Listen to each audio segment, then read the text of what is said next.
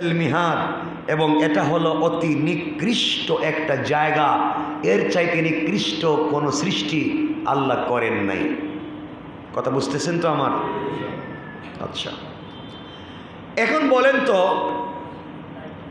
আমাদের ধর্মে অশ্লীলতা হালাল না হারাম? গান বাজনা শয়তানি না ফরমানি? অন্য ধর্মের লোক যদি শয়তানি না ফরমানি জিনা বদমাইশি করে আর আপনি আর আমি যদি তাদের সঙ্গে গা বাসাইয়া চলি, হয়তো কিছু সময়ের জন্য আনন্দ উপভোগ করতে পারি, কিন্তু আমাদের স্থায়ী নিবাস জান্নাত না হয়ে যাবে জাহান্নাম, হয়ে যাবে। আমাদের বাঁচার দরকার আছে না নাই? আছে। এই বিষয়গুলোর থেকে মূল আবেদন ছিল এভাবে, আযাব, কষ্ট এবং অনিষ্ট থেকে অব্যাহতি লাভের জন্যে আল্লাহর কাছে আমরা কল্যাণ চেয়ে বলেছি, আল্লাহ নবী রাসূলগণের মাধ্যমে জান্নাতের যে নিয়ামতের প্রতিশ্রুতি আপনি দান করেছেন, ওগুলো আমাদেরকে দান করবেন। কিয়ামতের দিন আমাদেরকে লাঞ্ছিত যেন না হতে হয়, আমাদেরকে আপনি লাঞ্ছিত করবেন না। এর অর্থ হলো প্রাথমিকভাবে জবাবদিহি ও বদনামির পর মাফ করে জান্নাতে দেওয়ার চাইতে আমাদেরকে প্রথম পর্যায়ে ক্ষমা করে দিও। কথা বুঝেন নাই?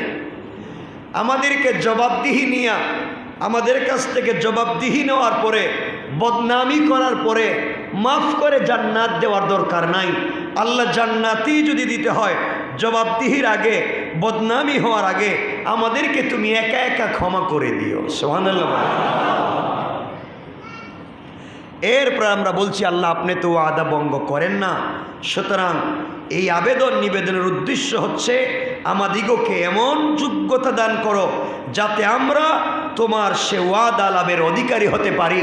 আল্লাহ তুমি আমাদেরকে এমন যোগ্যতা দেও, এমন চরিত্র দেও যেন তোমার ওয়াদা পালন করে শেষ পর্যন্ত তোমার সাথে দেখা করে বিনা হিসাবে জান্নাতে যেতে পারি।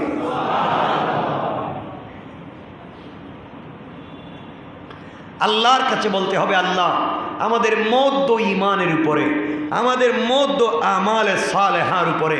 এভাবে বলতে পারি কি পারি না?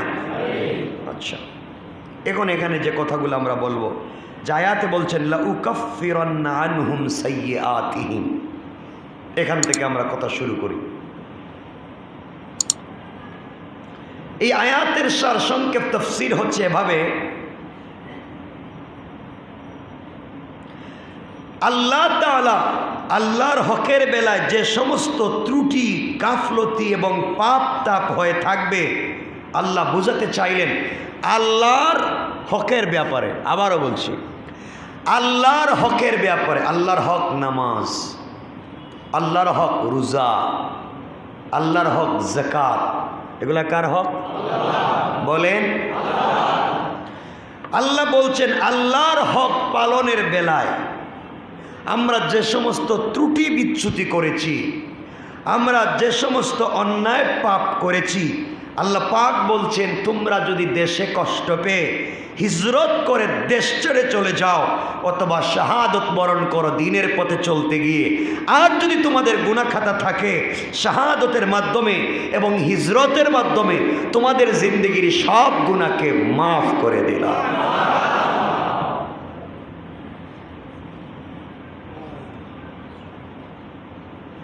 রাসূল সাল্লাল্লাহু আলাইহি সাল্লাম বলেছেন ঋণদার ব্যক্তিকে এখানে মাফ করা হবে না।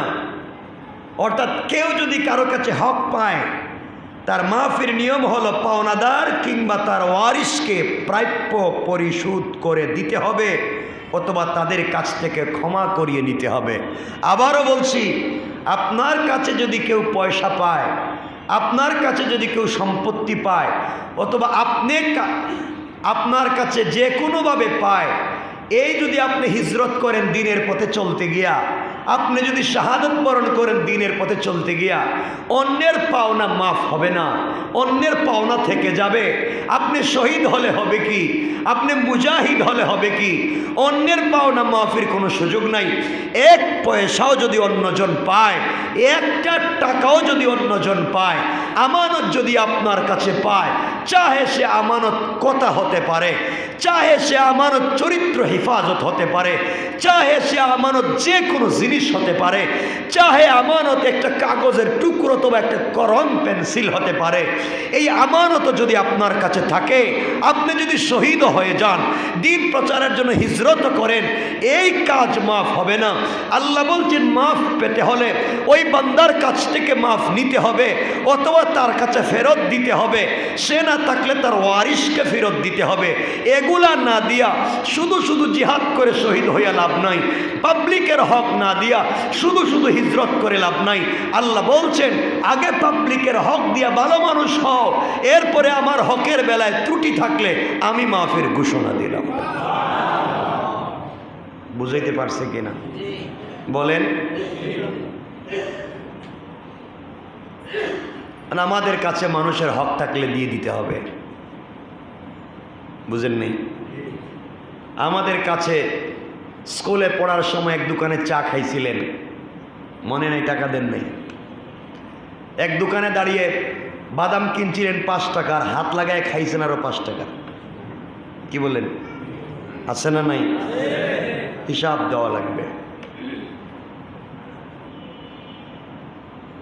আপনি এক দোকান থেকে খরচ করেছেন, যে কোনো জিনিস কিনেছেন, টাকা দিতে গিয়ে দেখে 2-3 টাকা রয়ে গেছে, ভাঙতি নেই। আপনি বলেন ভাঙতি নেই, আরেকদিন দিব নে, বলেন না এভাবে?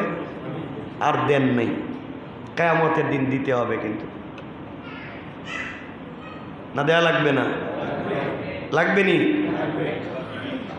এইভাবে জীবনে আমরা যা করেছি, মানুষের হক যদি আমাদের কাছে থেকে যায়, আমি যদি শহীদও হয়ে যাই, আল্লাহর ওলিও হয়ে যাই, হিজরত করে বিদেশেও চলে যাই, দ্বীনের কাজ করতে করতে মরেও যাই, রব বলেছেন আমার হকের বেলায় মাফ করতে পারি, বান্দার হকের বেলায় আমি মাফ দিব। বলেন মাফ আল্লাহ দিবেন? আজকে বলেছি 1 পয়সা যদি কেউ হক পায়, কয় পয়সা?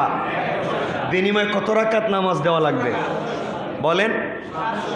আজকের জুমায় ছিলেন না কারা? দেখি তো হাত ওঠান। তো অনেক ছিলেন, তো আজই জানেন নাই আজকে। কারো কাছে যদি কেউ 1 পয়সা পায় আর আপনি মরে গেলেন, কিয়ামতের দিনে 1 পয়সার বিনিময়ে মকবুল 700 রাকাত নামাজ দেওয়া লাগবে। কয় পয়সা? ওই জিন্দেগিতে দেখেন কত পয়সা মানুষ পায় আপনার কাছে। 1 পয়সা বলছি, 1 টাকা বলি নাই।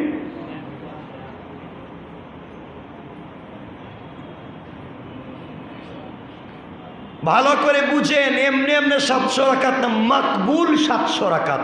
1000 রাকাত পড়তে পারেন নামাজ, 1 রাকাতও কবুল না হইতে পারে।